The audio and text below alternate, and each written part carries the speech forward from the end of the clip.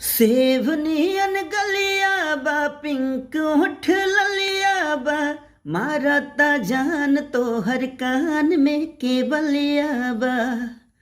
सेवनियन गलिया बा पिंक होठ ललिया बा मारा ता जान तो हर कान में केवलिया बा।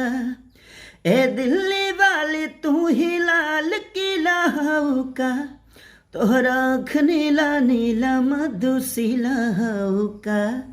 तोहरा आँख नीला नीला मधुशीला हऊ का। सेवनियन गलिया बा पिंक होठ ललिया बा मारा ता जान तोहर कान में केवलिया बा। सेवनियन गलिया बा पिंक होठ ललिया बा मारा ता जान तोहर कान में केवलिया बा।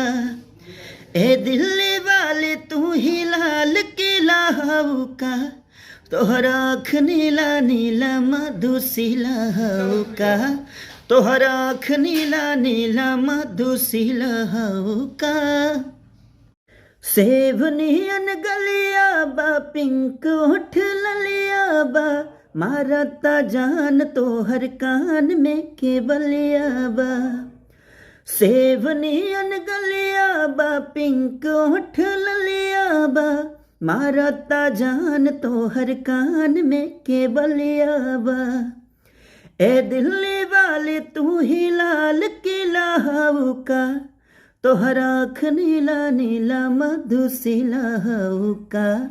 तोहरा आँख नीला नीला मधुशीला हऊ का।